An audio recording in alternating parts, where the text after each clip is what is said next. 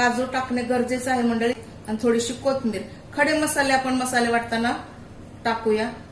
2-3 खडे मसाले जेवढे आपल्याकडे अवेलेबल आहेत तेवढे आपण टाकायचे आहेत. चला सुरुवात करूया. आपण सर्वात आधी हे कापून घेऊया. तर मशरूम कापताना आपण काय करायचं, हा भाग थोडासा काढून टाकायचा आहे, किंवा मग आपण हे बारीक बारीक पण करू शकतो. आणि कापून आपण हे, तर आकार तुम्ही तुमच्या आवडीप्रमाणे करा, कसा करणार आहात ते. भरपूर हे अतिशय सॉफ्ट असतात मंडळी. कापलेले मशरूम आपण छान धुवून घ्यायचे आहेत. हे मशरूम छान धुवून घेतलेले आहे.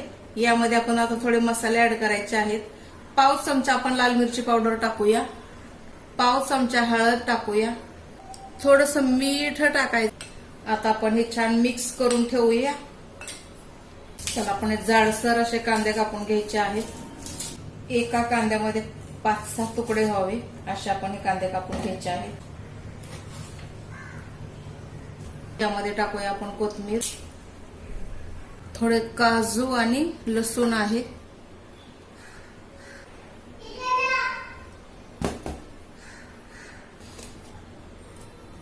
छानपैकी मसाले वाटून झालेले आहेत.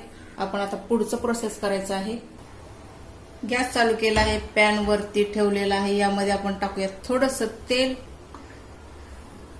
चला मित्रांनो, तेल छान कडकडीत गरम झालेलं आहे. यामध्ये आपण जिरे टाकायचे आहे. जिरे छान तडतडल्याच्या नंतर आपण थोडस हिंग टाकूया. आपण आता हा मसाला यामध्ये टाकून घेऊया. हे मसाले आपण तेल सुटेपर्यंत भाजून घ्यायचे आहेत.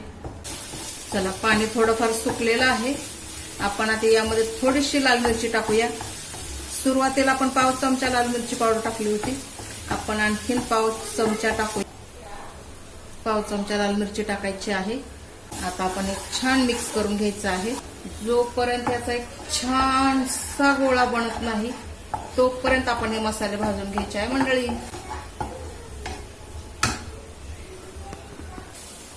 हे बघा मंडळी, छानपैकी भाजून झालेलं आहे.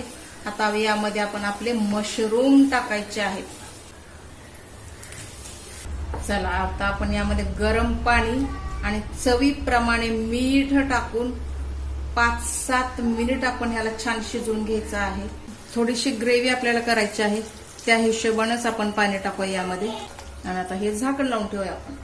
त्यासोबतच टाकूया चवीप्रमाणे मीठ. आणि आता आपला हा मसाला शिजवून घ्यायचा आहे 5-7 मिनिट.